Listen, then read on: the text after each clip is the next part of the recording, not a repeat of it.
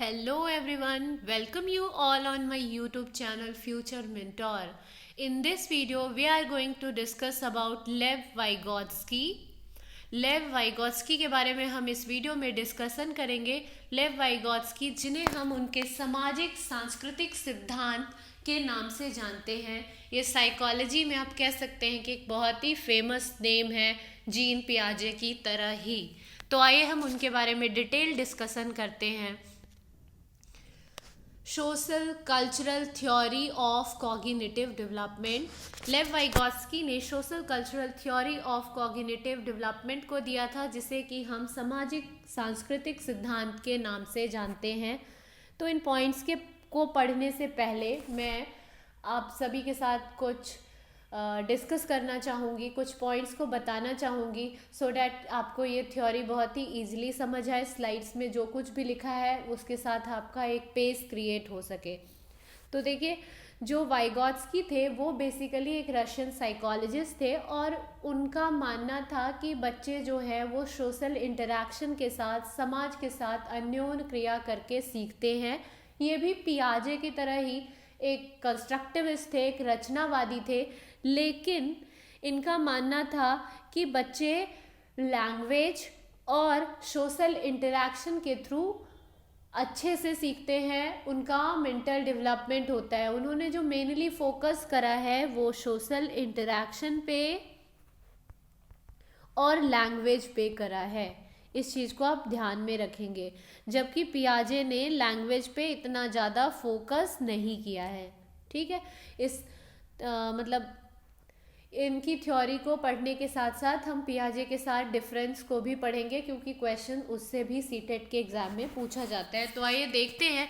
Vygotsky वो जो Russian psychologist, he has given a social cultural theory of cognitive development. उन्होंने social cultural theory of cognitive development को दिया था। He was a constructivist like Jean पियाजे। वो एक कंस्ट्रक्टिविस्ट थे जीन पियाजे की तरह ही। कंस्ट्रक्टिविस्ट का मतलब होता है रचनावादी। ठीक है, उनका मानना था कि जो बच्चे हैं वो अपने संज्ञान का निर्माण खुद ही करते हैं। ठीक है, इनका मानना था कि बच्चे अपनी संज्ञान का निर्माण सोशल इंटरैक्शन के साथ करते हैं। इन्होंने अपनी थ्योरी में सबसे ज़्यादा महत्व किसको दिया है? सोशल इंटरैक्शन एंड लैंग्वेज को। This is very very important point for the examination point of view. CTET के एग्ज़ाम में, रीट के एग्ज़ाम में, केवीएस के एग्ज़ाम में ये लेव वाइगोत्स्की हर जगह ही आपको इससे रिलेटेड क्वेश्चन देखने को मिल जाएगा। तो प्लीज़ अगर कुछ एक्स्ट्रा आपको लग रहा है जो नोट डाउन भी करना चाहिए, तो एक पेन और पेपर लेकर बैठे और नोट डाउन भी करें और स्लाइड्स को स्किप करके ना देखें, ध्यान से समझे। ये आपको मतलब ऐसे समझना है कि एक टाइम, सिंगल टाइम पढ़ के आपको आउटपुट मिले। Next one is some important points of social interaction theory of cognitive development. According to Vygotsky, community creates a central role in meaning making. उनके अकॉर्डिंग क्या था, जो कम्युनिटी है वो सेंट्रल रोल को प्ले करता है मीनिंग मेकिंग में। आप देखेंगे इन्होंने हर एक चीज़ को किससे रिलेट करा है? सोशल इंटरैक्शन से, कम्युनिटी को, आपके समाज को टॉप प्रायोरिटी दी है बच्चे के डेवलपमेंट में। ठीक है, जीन पियाजे ने किसकी बात करी थी? स्टेजेस की। उनका मानना था कि जो बच्चे हैं वो डिफरेंट स्टेजेस में उनका डेवलपमेंट होता है, जबकि इनका मानना था कि बच्चे अपने पीयर्स के साथ इंटरैक्ट करके, अपने समाज के साथ इंटरैक्ट करके, एक पर्टिकुलर लैंग्वेज के थ्रू वो ज़्यादा सीखते हैं। लैंग्वेज प्लेज इम्पॉर्टेंट और a central role in mental development. इन्होंने लैंग्वेज को भी बहुत ज़्यादा वेटेज दिया है। इनका मानना था कि बच्चे का डेवलपमेंट जो है उसमें लैंग्वेज इम्पॉर्टेंट रोल प्ले करता है। According to Vygotsky, adults are an important source of cognitive development. He gives more emphasis on collaborative learning. इन्होंने collaborative learning को ज़्यादा emphasis दिया है, ज़्यादा जोर दिया है। According to him, language developed through social interaction. और उनका मानना था कि जो language developed होता है वो social interaction से होता है, सामाजिक अन्योन क्रिया से होता है, आप अपने समाज के लोगों से इंटरैक्ट करते हैं, उनसे बात करते हैं, उनके साथ मैसेज शेयर करते हैं, आदान प्रदान करते हैं, जिससे आपके अंदर भाषा विकसित होती है। ठीक है, तो इन्होंने मेनली जो फोकस करा है सामाजिक अन्योन क्रिया और भाषा पे किया है। अगर ये 2 पॉइंट को अगर आप ध्यान से समझते और याद रखते हैं तो आप काफ़ी क्वेश्चंस को कर पाओगे कि वाइगॉत्स्की के अकॉर्डिंग क्या है कि उन्होंने सोशल इंटरैक्शन को ज़्यादा फोकस किया है, लैंग्वेज पे ज़्यादा फोकस किया है। ठीक है, और वो भी एक कंस्ट्रक्टिविस्ट थे। कभी कभी आता है ना कि जीन पियाजे का आ जाए तो कंस्ट्रक्टिविस्ट आप लगा देते हो, लेकिन आप वाइगॉत्स्की में बिहेवियरिस्ट की तरफ चले जाते तो नहीं। वाइगॉत्स्की जो थे वो बिहेवियरिस्ट नहीं थे, वो भी एक कंस्ट्रक्टिविस्ट थे। उनका भी मानना था कि बच्चे अपने संज्ञान का निर्माण जो है वो खुद ही करते हैं, लेकिन इनका मानना था कि बच्चे एक सोशल इंटरैक्शन के थ्रू, एक लैंग्वेज के थ्रू ज़्यादा जल्दी विकसित होते हैं। ये सारी चीज़ें बच्चों के डेवलपमेंट में हेल्प करती है। नाउ नेक्स्ट, इन्होंने जो कुछ टर्म के बारे में डिस्कस करा है उनके बारे में हम पढ़ते हैं। वैसे अब थ्योरी पढ़ने बैठ जाओगे अगर लेव वाइगॉत्स्की की, तो ये काफ़ी लंबी चौड़ी है, तो मैं आपके साथ उन सारे पॉइंट्स को डिस्कस नहीं कर रही हूँ। यहाँ सिर्फ उन्हीं पॉइंट्स को डिस्कस किया जा रहा है जो कि एग्ज़ाम में आता है। आप प्रीवियस ईयर पेपर ओपन करके देख लेना और फिर आप देख सकते हो कि ये टर्म्स पूछे गए हैं या नहीं। सो ZPD की बात उन्होंने की है, जिसे बोलते हैं जोन ऑफ प्रॉक्सिमल डेवलपमेंट। एक और टर्म है स्कैफोल्डिंग। ठीक है, इसे बोलते हैं टेम्पररी सपोर्ट। इसकी भी इन्होंने बात की है। ये क्या है? Temporary support. ठीक है, next one is MKO, more knowledgeable other. अब हम देखते हैं कि ZPD होता क्या है। तो ZPD बेसिकली क्या है? It's a difference between what a child can achieve independently and what a child can achieve with the guidance. Means ये एक गैप है, ये एक डिफरेंस है जो कि ये दर्शाता है कि क्या बच्चा क्या अपने आप से अर्जित कर सकता है, मीन्स वो खुद से क्या अचीव कर सकता है और किसी के हेल्प की से वो किस दायरे तक जा सकता है। तो आइए हम इसको डायग्राम के थ्रू समझते हैं, आपको ज़्यादा बेटर वे में समझ आएगा। आपसे जो क्वेश्चन MCQ में पूछा जाता है तो ZPD से रिलेटेड क्या पूछा जाएगा कि ZPD stands for what. ZPD का फुल फॉर्म क्या होता है? तो इसका फुल फॉर्म होता है zone of proximal development. CTET के एग्जाम का लेवल तो कुछ यहाँ तक होता है, और या फिर आपसे पूछा जा सकता है कि ZPD क्या है। तो ये बेसिकली क्या है? डिफरेंस है, या फिर क्वेश्चन में कहीं कहीं गैप भी लिखा जाएगा। तो ये गैप है, लेकिन आएगा किसके बीच का गैप? तो ये गैप है a child can achieve independently, means बिना किसी हेल्प के चाइल्ड कितने तक अचीव कर सकता है और हेल्प मिलने के बाद वो कहाँ तक जा सकता है। उन दोनों के बीच के गैप को हम क्या कहते हैं? ZPD कहते हैं। यहाँ आप देख सकते हो explanation of JPD with diagram, sorry JPD में बोल रही हूँ, ZPD with diagram, that is zone of proximal development with a diagram. ये बताया गया है। यहाँ आप देख सकते हो ये एक सर्कल है। इस सर्कल के अंदर ये जो है ये आपका एक दायरा दिखाया जा रहा है जिसे कि बच्चा खुद से अचीव कर सकता है। सपोज आप मैथ्स के क्वेश्चंस करने बैठे हो, कुछ क्वेश्चंस ऐसे होंगे जिसके लिए आपको किसी की हेल्प की ज़रूरत नहीं है, आपको अपने फ्रेंड की ज़रूरत नहीं पड़ेगी, आपको टीचर्स की ज़रूरत नहीं होगी, या फिर कोई भी पर्सन जिसको आपसे ज़्यादा नॉलेज है उस फील्ड में उसकी ज़रूरत नहीं होगी। तो उसे हम क्या बोलते हैं? उस एरिया को हम बोलते हैं मीन्स जो कि आपने बिना किसी के हेल्प के अचीव कर लिया। ठीक है, उसके बाद ये वाला जो दायरा है यहाँ तक ये देखो आप, यहाँ दोबारा से आप देख सकते हैं ये जो दायरा है ये आपने खुद से अचीव कर लिया। लेकिन अगर आपको इस पॉइंट तक पहुंचना है तो आपको किसी की सपोर्ट की ज़रूरत है। वो सपोर्ट आपको कौन दे सकता है? मोर नॉलेजेबल अदर, मतलब आपसे ज़्यादा ज्ञान वाला। और ये हो कौन सकता है? तो ये आपके पीयर भी हो सकते हैं, ये आपसे कोई छोटा बच्चा भी हो सकता है जिसे उस फील्ड में आपसे ज़्यादा नॉलेज है। ठीक है, जैसे मैं मैथ्स की बात कर रही हूँ कि आप एक मैथ्स का क्वेश्चंस करने बैठे, ए जो है ये वो वाले क्वेश्चंस है जो कि आप खुद से कर पा रहे हो बिना किसी के हेल्प से। लेकिन अगर कोई क्वेश्चन आ गया जिसका लेवल उससे कुछ हाई है, या फिर कह सकते हो कि अलग टाइप का क्वेश्चन है, तो इसके लिए आपको किसी की ज़रूरत होगी। ये सपोर्ट आप किससे लेंगे? आप अपने फ्रेंड से ले सकते हैं, आप अपने टीचर्स से ले सकते हैं। ठीक है, जब आपने इन दोनों की सपोर्ट ले ली तो आप कहाँ पहुँच गए? पॉइंट बी पे आप पहुँच गए। मतलब ये किसके साथ आप पहुँचे?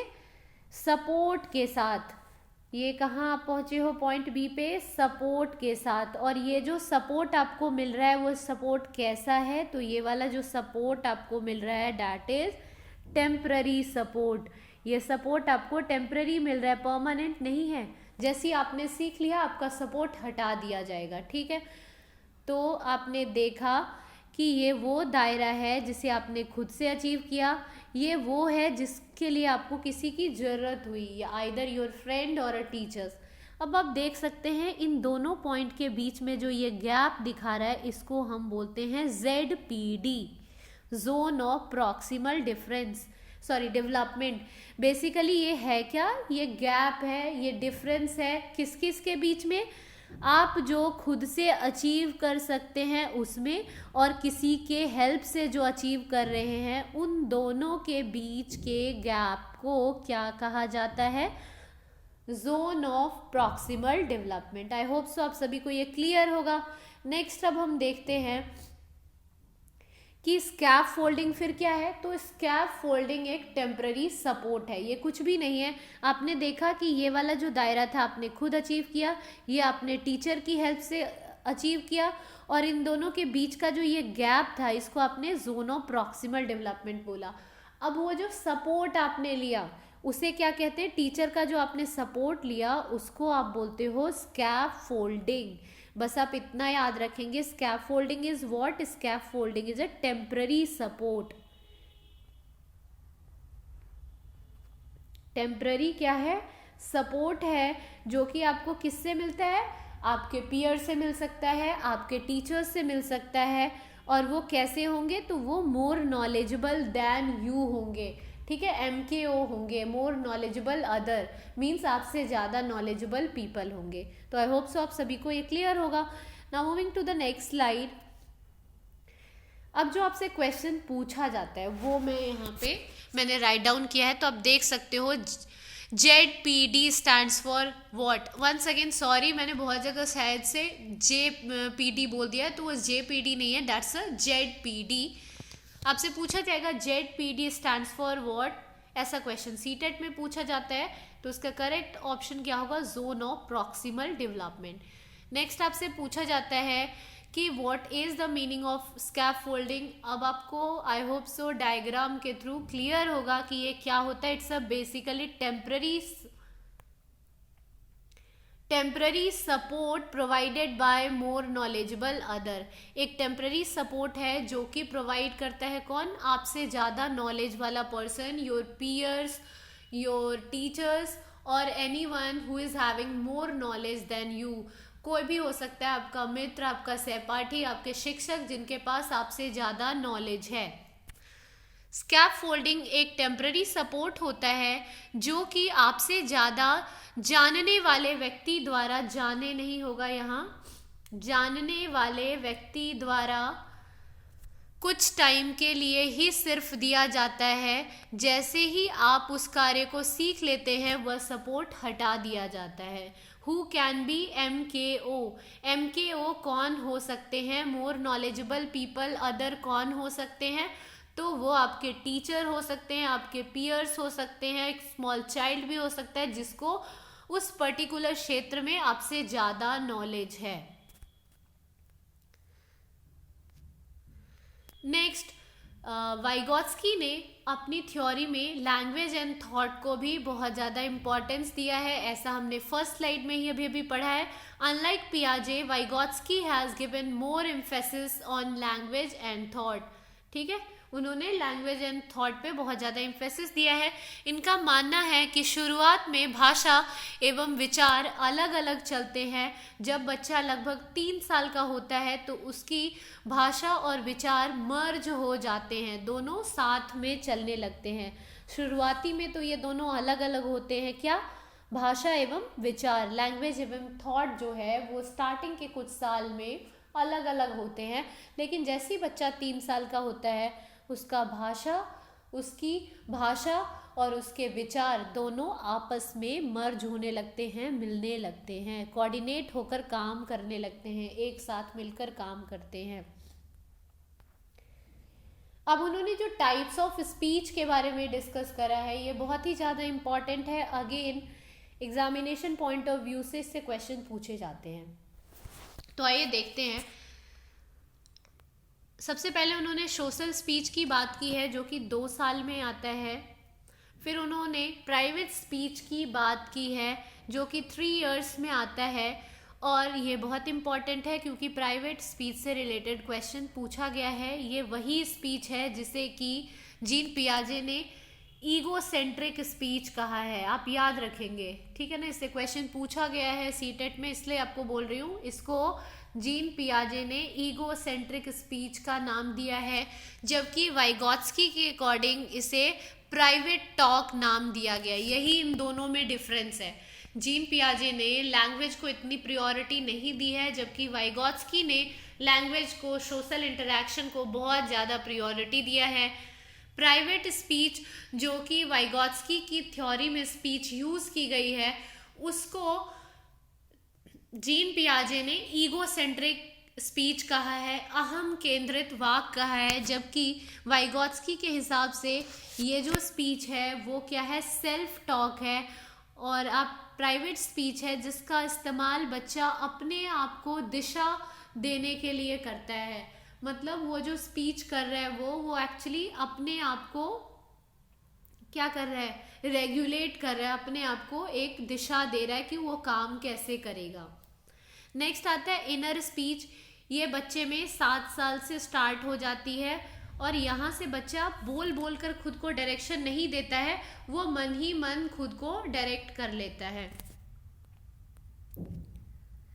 Next, some important points discussed by Vygotsky. इसके अलावा भी जो कुछ इम्पॉर्टेंट पॉइंट्स है जो कि एग्जाम में पूछे जाएंगे, उनके बारे में हम डिस्कस करते हैं। सबसे पहले हमने देखा कि उन्होंने कोलैबोरेटिव लर्निंग की बात की, उन्होंने कोलैबोरेटिव प्रोजेक्ट की बात करी है, मतलब बच्चे एक साथ मिलकर किसी काम को अच्छे तरीके से कर पाते हैं।